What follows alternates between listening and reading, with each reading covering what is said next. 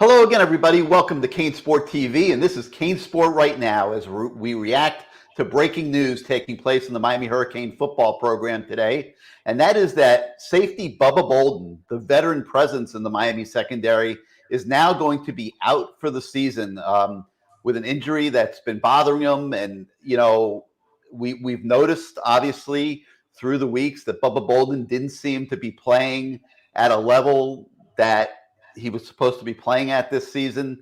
Today, we found out why with Manny Diaz's announcement that he now is going to have surgery on his arm and miss the remainder of the 2021 football season. I'm Gary Ferman, the publisher of CaneSport.com, joined by our managing editor, Matt Shodell, as we tackle this issue.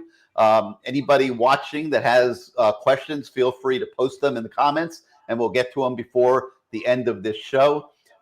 Matt, I woke up this morning, and we were speaking. That's always a good thing. That's a positive. Yeah, true. And we were speaking to Manny today, and honestly, one of the first questions that came to my mind was, we're looking week after week, and Bubba Bolden did not seem to be playing even close to the level that he was expected to start the season. He had an up and down year last year, and when you look at the grades each week, the true freshman Cam Kinchins, who had been playing behind him, was grading just phenomenally and passing the eye test on the field as well. When you watch the games, it was clear he was the one guy that was making plays on the ball, more so really than anybody in the Miami secondary, and was just showing great skills, and then was backing it up with soundness in his assignments and grading very well. So I was going to ask Manny Diaz about that today and say, hey, are you getting to the point where Cam Kinchins is going to start taking much more playing time away from Bubba Bolden? And then, Manny hit us with the news that actually Bubba would be missing the rest of the season. Your thoughts on that development and what that means now for the Miami secondary? Yeah, well, my first reaction was I feel bad. We wrote a story last week about how poorly Bubba Bolden was playing, I mean, he looked like he was playing hurt, but obviously you're not going to say that in a story, so it is what it is. But it's sort of a sad state of affairs when, Manny Diaz says the guy's hurt and out for the year, and someone on the message board posts, do you think Manny's telling the truth, or they just wanted to bench him and this is like an excuse to sort of say, oh, get this little thing out of the way, you weren't going to play anyway anymore, that's the state of affairs we're in with Miami Hurricanes football. It's very sad. I mean, Bubba Bolden is going to be missed. Look, he may not have played well, but if he was healthy, he would have been on the field as much as anybody. He was playing more snaps than anybody for a reason. He's the veteran guy on defense, the last stop guy at the back end who knows what's supposed to happen. He's not a true freshman, For fans who are like, well, James Williams and Cam Kinchins will be fine, like athletically, they're going to be as good or better than Bubba Bolden. Instinctually, they'll be as good or better than Bubba Bolden. But, you saw 2 weeks ago, James Williams had two, freshman mistakes with personal fouls that probably you could say cost Miami that game. Certainly affected that game in a way that you could say that. And, that's going to happen. And good offensive coordinators who now know that there's two true freshmen starting at safety at Miami are just licking their chops. It doesn't matter who they are. I mean, James Williams and Cam Kinchins could be, the next Ed Reeds at Miami, but they're still true freshmen. They still don't grasp the entirety of what other offenses are going to try to do to them, and expose them and get them in situations that they haven't seen and are uncomfortable with. And Pittsburgh, having this situation against one of the top offenses in the country is not ideal. It's just not ideal, Now, with that said, I love what both those guys have done. I think they're the best two safeties on the roster by far, including Bubba Bolden as a healthy Bubba Bolden. But it comes down to knowing what to do, and I really worry that there's going to be some busts at safety. And when that happens against a good offense, it's a long touchdown. So hoping for the best, expecting the worst. I don't know how else to put it other than that. Yeah, you and I are totally aligned on this. What? I know. I was thinking the same thing. Like, oh my God, where we actually totally 100% agree on something. But yeah, I mean, and it's especially an issue this week because, as you mentioned, they're playing Pittsburgh, a team with a wide open offense that loves to throw the ball a lot. Maybe the hottest quarterback in the country in Kenny Pickett. So, James Williams and Cam Kinchins, you guys, this is what you asked for. And, you guys have been begging for this type of playing time. You've been backing it up with your play on the football field. Saturday, you get to grow up, young men, and you're going to probably have to defend 40, 50 passing plays, I would think, out there on Saturday, and show what you have, man. Just keep doing what you've been doing. You guys have been balling great, and show what you have. Now, the thing that's also tricky about this, Matt, is that Gervin Hall had been de-emphasized. I don't think he didn't play a down of safety last week. Yeah, there's nothing tricky about it. What's tricky about it? Well, no. Well, the thing that makes it tricky now is what do they do with Gervin Hall? Does Gervin Hall become the first safety off the bench now? No. Avante Williams was ahead of him this week at safety. Avante Williams, who has played 8 plays in his life, what is he the first safety off the bench? Does he have any clue what he's doing? Right. Well, that's okay. So if you're going to go, look, you're right. I mean, coaches a lot of times make what I think is a mistake and go with a worse player who knows more, and that would be Gervin Hall.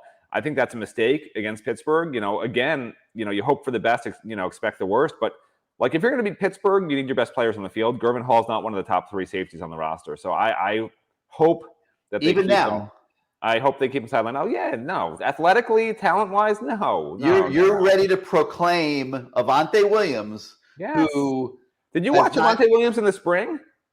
No, I understand, but there's a big difference between spring practice where you know every play that's coming at you because you see it 20 times in practice. Listen, if Avante Williams hadn't done something, allegedly done something stupid and gotten suspended, he, I think, would have been the starting safety to start the season opposite James Williams. I think there's no doubt about it. And there's no reason, he's got his feet wet in a game. There's no reason he can't, be a third safety right now. I don't see it. Let me call a timeout here. So you're saying that you think that Bubba Bolden never sees the field as a starter this season? No. Bubba Bolden and Avante would have been the 2 starters. James Williams didn't start the year as a starter. So you think Avante would have been ahead of James? He would have been the game 1 starter ahead of Gervin Hall. That's my opinion. That's what I firmly believe would have been the case, yes. All right. So that said, so you believe that Avante will be the first safety off the bench in lieu of Gervin Hall. You could end up. I don't think so. I hope so. You could end up being right. I think they're making a mistake if it's Gervin. But here is what I thought was also interesting about what Manny said today. He also said that Isaiah Dunson, who got torched at cornerback on Saturday night against NC State, is going to be moved to safety to shore up depth at the safety position. Does he get to play? So we don't have these answers yet, everybody. Obviously, this is a fluid situation, but they've got some real decisions to make, and they got to make them quick because this is a very high quality passing offense that they're going to face on Saturday. They got to decide, do they play Gervin Hall? Do they play Avante Williams? Do they play Isaiah Dunson, who's coming off, as we said, a very poor performance? So you like drama on your defense? You've got it. And Matt, just to sum up that issue, I think that it's going to be problematic. I really do. I mean, I love everything I've seen from James Williams and Cam Kinchens. I think asking them to hold up for 50 plays out there against an offense like this at this stage of their career does not figure to go well. But I guess they'll be hoping for the best.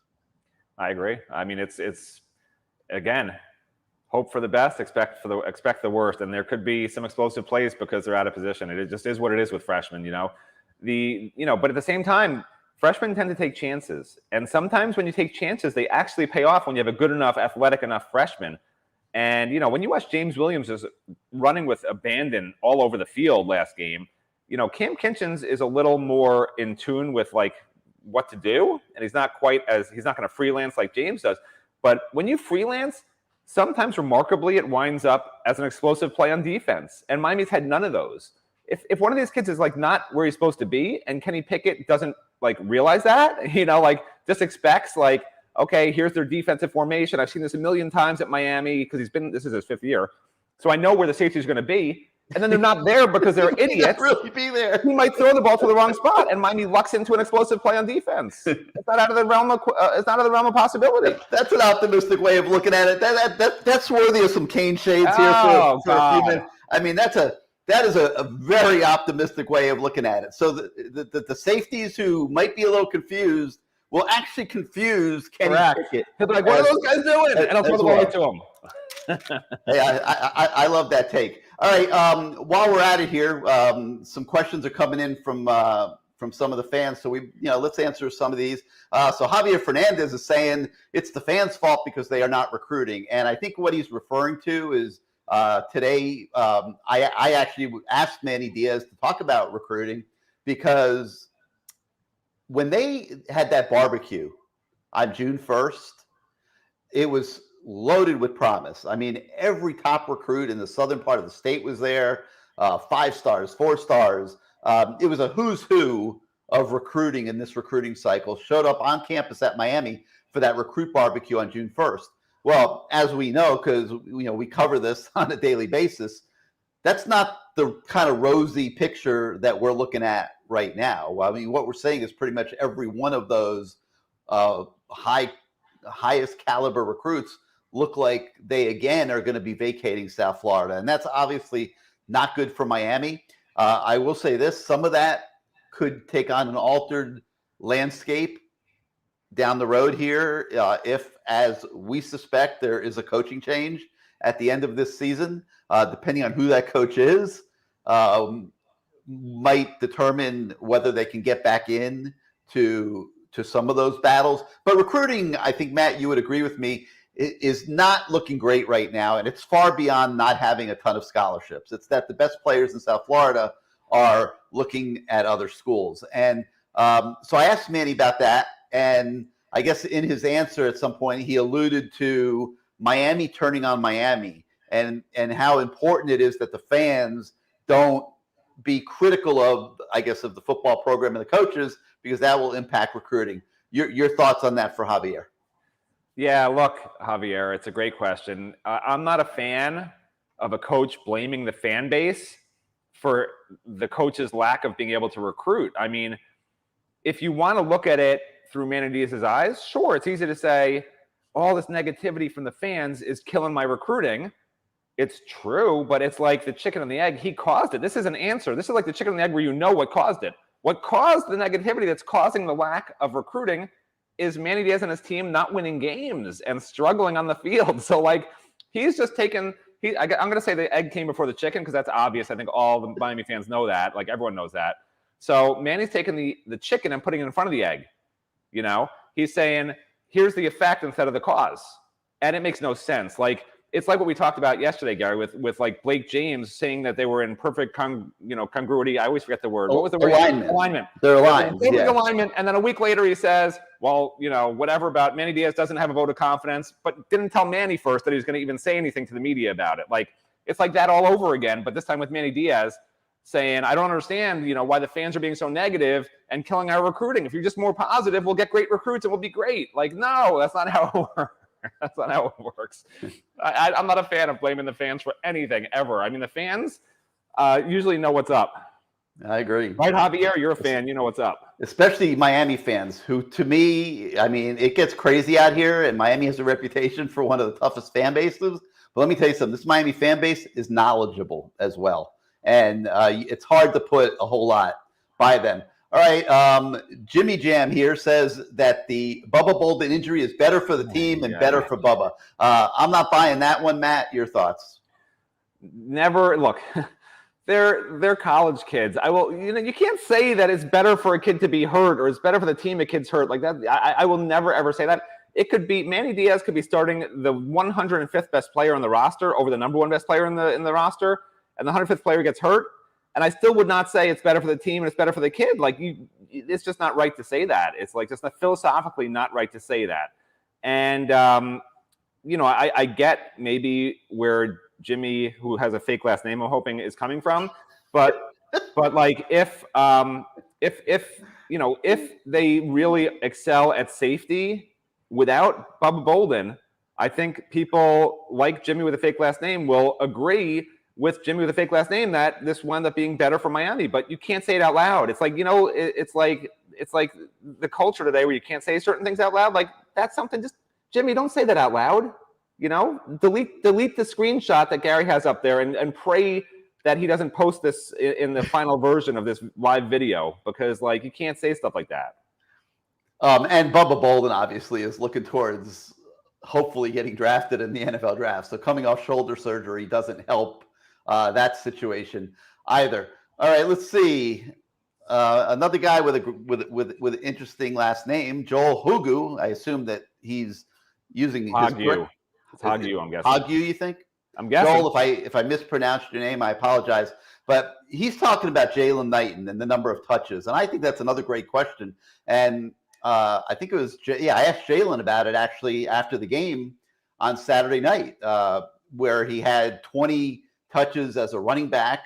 Much to Matt's dismay, many of them right up the middle, where he's getting pounded on. And by the way, who was it, Manny or Lashley today? One of them, Manny. Manny was praising how great Jalen was up the middle. He got no yards up the middle. I don't know what Manny was seeing that I didn't see, but he was getting the crap beat out of him running up the middle. Quite like frankly. I get you got to keep the defense honest, but I mean, come on, you know. So Joel's asking, should he get more touches? And how should it be managed moving forward? I think he needs less touches running up the middle. I think Matt agrees on that. We both love him as a pass receiver and think he should be used more on those swing passes out of the backfield. They've been highly effective. You agree, right, Matt? So I agree with that. But here's the biggest problem, for Rhett Lashley, a guy who loves the up the middle run. Every time he puts Cody Brown in the game and takes out Jalen Knighton, if they're running the ball, they know it's going straight up the middle. I'm like, that's why he's putting Cody Brown in the game. And that's what he did last game. When Cody Brown got those carries, they were just straight up the middle every time. So, they've got to be more imaginative. And I understand Jalen did have some success between the tackles in the previous game. I've got no problem with him doing that. But I agree with Joel. I think that 10 to 15 carries, and I don't mind if they're up the middle. I really don't. You got to keep the defense honest. And you can't just have every time Cody Brown comes in be a run up the middle. But 10 to 15 carries, and I'd like to see around 5 catches a game for him. There's no reason that, that's really going to be, to me, where his biggest ability is to stretch a defense, is when he goes out on routes, catches the ball. Defensive ends aren't going to be able to rush upfield, as easily. And, it's funny because, I meant to mention this yesterday on the Good Morning CaneSport, but, I was saying before the game that if Rhett Lashley's smart, he's going to not have Jalen Knighton pass protect and have Will Mallory stay in for pass protection. And then I'm watching the game, and they did exactly what I said, and Will Mallory pretended to go on a route to try and get the defensive end not to rush and try to cover him. And then the defensive end just ignored Will Mallory and rushed up, and Will Mallory literally stopped and then tried to stop the defensive end, and the defensive end was already gone for a sack. So, that didn't seem, my plan doesn't always work, fans, I guess that wasn't a good idea. I don't know why Will Mallory thought going on a route when he's supposed to be blocking would fool the defensive end. But to me, Jalen Knighton as a weapon catching the ball, that's a real weapon. The defensive end doesn't care about Will Mallory apparently, but the defensive ends will care when they see the tape and they see Jalen Knighton going on a route. If the linebacker doesn't have that responsibility, they're going to have to, slow down a little bit and see, is he getting a quick screen where I got to chase him, or do I go after the quarterback? And that's as good an RPO as anything. That's just like an RPO. They got to stop and wait. Is it going to Jalen, or is the quarterback keeping it? Because he's a major weapon, and I love that. I hope Rhett keeps doing it. I hope he uses it, not just, getting the ball to Jalen in passes, but faking those plays, using that as misdirection, using that in certain alignments to slow down the pass rush, and I actually think that's the reason why NC State wasn't as successful getting after the quarterback, and why the offensive line looked better this past game. People aren't talking about it.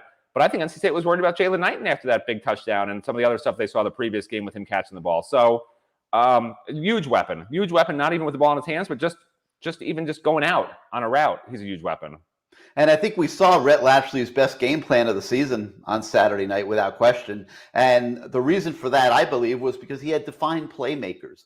Jalen Knighton getting 26 touches in a football game. I can't remember the last time a Miami running back got 26 touches in a football game. Now, the injuries at the position have taken away their rotation, granted, and that's great. But when you have a talent like Jalen Knighton, if you're not giving him a number of opportunities, you are not maximizing his potential. And the fans talk all the time about player development, and so do we, Matt. But part of player development is using the players and letting them display the skills that they have. So, I thought that Rhett Lashley really benefited from the commitment to Jalen Knighton, the commitment to Charleston Rambo, and letting TVD do what he clearly does best, and that is sling the ball downfield with an incredibly strong NFL-level arm. And that's why I think the Miami offense looked the best that it did on Saturday. They're going to need a lot more this Saturday because Pittsburgh is going to score against the defense, especially a defense that's playing two freshman safeties as good as we know and think they're going to be. All right, Matt, Sean Rounds is a huge fan of you. He says that your fan base is growing stronger and stronger by the hour. They love the way you speak facts and reality. And Sean wants us to do a show like this every single day, or at least 3 times a week. We do Good Morning CaneSport 5 times a week. We've got CaneSport Live on Tuesday nights, the Lamar Thomas Show on Wednesday nights. We will continue to do these shows, Sean, when there's topical news to talk about. Just like we did, I guess it was a week or so ago when we talked about, I'm trying to remember what it was now. What was it? There was a breaking story a few weeks ago. We did a CaneSport Right Now show. Yeah. Anyway, I don't remember. We've done so much stuff since then. It feels like 10 years ago. It does, man. You guys got to understand that the speed at which we work at every single day, doing everything that we do. And we love doing these shows, and we will always do them, moving forward when there's breaking news and topics like this to discuss with everybody. Every day might be hard just because we're moving in all different directions and stuff. Sean, the check's in the mail, bro. So Joel comes back and he says that there's no way that Jalen Knighton is built for 20 plus touches a game. That's a legit concern, no doubt about it. To which Randy responds, 20 carries is okay, but he can't keep going up the middle. It's just stupid. And I think we agree with both of them on everything they're saying there. Lorenzo Brunton here comes back to the recruiting issue that we were talking about a moment ago. And he says it's the losing that affects recruiting. And I think we both would very, very, very confidently agree with that. Let's see. I'm trying to see if there's anything else here for us to discuss. Our prediction on the 1-loss record for the rest of the season. Matt, that's interesting. I've been seeing some crazy stuff. People are afraid that the team that went 322 days without beating a Power 5 team is now going to peel off 6 victories in a row against Power 5 competition and negate the urgency of the Miami administration to make a coaching change. And I personally don't see that happening. I think this weekend is going to be very difficult. I think even Virginia Tech, is capable of putting a good game together. I think Florida State on the road is capable of putting a good game together. And even Georgia Tech, I don't think is a total gimme. But, in fairness, it's also not out of the question, Matt. What do you think is going to happen the rest of the way? I mean, I could answer it like a politician, but I'm not going to, I think they lose to Pittsburgh. I think they win the rest.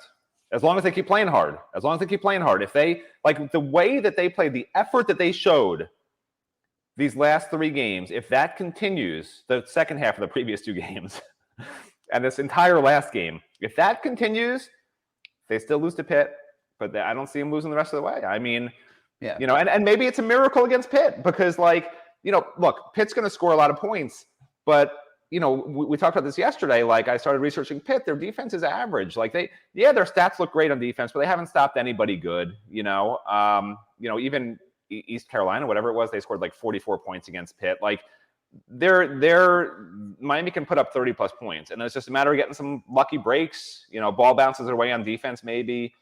But on paper, without getting into my time travel pod that I haven't used in a while because it's a little risky. I think they lose on Saturday. Well, and they're 11-point underdogs. So, I mean, that means nothing. Hey, that means nothing. You could ask your buddy Lee Sterling about this. It's the same, and they're basically Vegas is basically saying NC State and Pitt are the same team because if the NC State line was what 3.5, 3.5? Am I wrong or right? Yeah, 3.5. So that's 9.5 if they were at NC State, and this game's what 10.5? Is that what it is? I think I saw 11 today. Okay, so a 1.5 difference. So it's not that much better as a team than than NC State, according to Vegas. Like that, the line doesn't bother me any more than the NC State line does. Like either they play hard and get lucky, or they or they don't. And the topic of how a run the table finish would impact the future of Manny Diaz, I think that's a subject for down the road. Let's let it happen first. I think a 7-5 season, which is probably more realistic at this point, 7-5 on the outside, 6-6. It gets them to a bowl game and all that. But I think 7-5 or 6-6, there's a coaching change. I don't think I don't think there's any question about that. I think a run the table leaves it open for discussion. I think that at that point, you have to take a look at who you can hire. And if you have the opportunity to hire a coach that is going to significantly upgrade the program, then me personally, I think you got to go forward, because it's like every year that you wait, the problem just exacerbates itself. And I was just talking about recruiting and the fact that it looks like the best players in South Florida are going to be back to leaving again in this cycle. And Miami can't sustain that. Like, that's just not sustainable. It's like, yes, last year's recruiting class with James Williams and Cam Kinchins and Leonard Taylor and on and on and on was a great recruiting class that was COVID assisted, because nobody really got a chance to go visit places, and coaches couldn't come here. So it was an absolutely unusual recruiting year. Mad applause to Manny and the staff for taking advantage of it. But this year you're back to the norm, and the norm has not been working very well for Miami. And next year is probably going to be a little bit more difficult than this year. And I just think that if you have a chance to improve your program, and we certainly know that the Miami Athletic Department could use an injection of some alpha males that understand what it takes and what a winning football program at the level of the top teams in the country looks like, I think they got to go there. And I think right now, as we sit here today, they are committed to going there. I wrote about this last week. A lot of them, I see a lot going on behind the scenes that suggests that they are planning to go there. But I will acknowledge that if this team, under the direction of Manny, runs the table here in the second half of the season, that's going to become open debate at that point. All right, Lewis comes back with another question of whether we're going to see Avante, James, and Cam playing at the same time. Matt, I don't think there's any question about that. We saw it last week when they put Avante on the field, I think, for 8 plays in similar type situations. So I think we will see Avante and James and Cam on the field all at the same time this week. And I think Mark Whipple, the former Miami offensive coordinator, who now is Pittsburgh's offensive coordinator, is going to be sitting there going, oh my God, I can't believe the festival of riches that I've come under. So, we'll see how they hold up. Yeah, I mean, remember, look, last game, Corey Couch was barely available. He was really sick. Had to get an IV during the game, I think. I think with Corey back, there's not as much of an urgency. I mean, you got to remember, Pitt, look, their top receiver is questionable with a concussion. But, if the receivers are all available, they've got 3 standout receivers. You can't put a safety on any of them. I'm sorry, you just can't. These guys don't have the hips to cover them, the fluidity, all that stuff. So you need Corey Couch, you need Tyreek, and then probably Marcus Clark would be the third, and then your 2 safeties. If they have 3 safeties on the field and one of them's trying to cover a receiver, Miami's in trouble. All right, MJ wants to know about the scholarship limits and what Manny's talking about, and basically they're over the numbers. Like last year, nobody counted. Nothing counted last year. So now you're beyond the 85 scholarship limit, and they're looking for teams to start working their way back in that regard. Is one thing, and then the other issue is with open transfers. You might want to allocate more scholarships to the transfer portal as well. So things are evolving in terms of how teams manage their rosters. I mean, it's pretty simple math. So, based on our eligibility tracker that's on our website, there's 87 current scholarship players. You're only allowed 85, but Miami's 9 seniors don't count because of the COVID rule from last year. So those 9 leave. And then 87 minus 9 is 78. So they have 8 players that they can sign or bring in as transfers in this recruiting class to be on next year's roster if they don't get rid of anybody, which is a ridiculously low number. And like people on the board are freaking out when I say they got to cut 15 kids off the team. Like, how can you do that? You can't do that. Like, they don't have a choice if they're going to be great. Like, I'm sorry, I understand that they're student athletes and they're, they're nice kids and they don't deserve it. But like, this is a team that needs to win, and they don't have the 1 through 85 they need right now. And as bad as I feel, there's a reason these are 1-year renewable scholarships. This is in the rules. You are allowed to get rid of anybody you want after that 1 year is up. Yeah, if there's a coaching change, we're going to see a lot of action. Well, it should be either way. But yeah. So anyway, so now, okay, so that's the number for that. Okay, you have to be at 85. Period. Now, the other number that people get confused about, in the past, you could take 25, what coaches call initials, which are basically high school kids or transfers or JUCO kids or whoever you bring into your program that hasn't already been in your program, unless they're graduate seniors or graduate juniors, I guess, for that matter. So anyone else counts against that 25 limit every year. So if you were only at like 60 people on your roster, which Miami's not, you sign 25, you're at 8, you're at your 85. Or if you have 50, you could sign 25 plus whatever was left over from the prior year, counting against, any early enrollees. I know that's confusing, but you have early enrollees come in, they can count against the prior year's class. You can backdate them if you didn't fill up to 25 in the prior year, okay? Now, forget all that for a second, because they've added 7 more. So now the new limit is 32. Are you following me so far? I hope you recorded this so you could play, or just play it back later on. So they added 7 more, but those 7 aren't high school kids. Those extra 7 are for when a kid transfers out of your program, you can take 7 free transfers back into your program. And that's to help with some of these teams that are just losing a ridiculous amount of transfers when a coach leaves, so they can at least have a team the following year. As crazy as that sounds. So Miami, technically, if every senior leaves, and listen, some of these seniors don't have to leave. I mean, Derek King can come back, Bubba Bolden can come back. Maybe some of the younger kids want to go pro, whatever. But they don't even have to lose the 9 kids that we're counting as seniors. But let's say all 9 leave. We're not knowing who leaves early out of the other kids or transfers out, but we've already removed, I think, Mark Pope and D. Wiggins from the list. So you're at 76. You can sign your 9. And now what?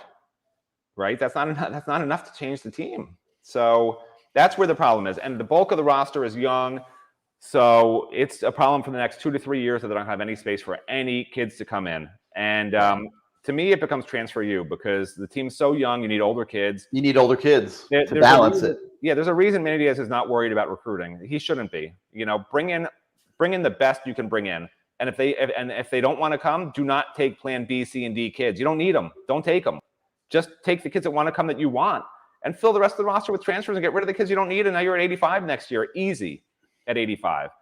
So as parting thoughts, Jimmy Jam says that if Manny runs the table convincingly, his job is safe.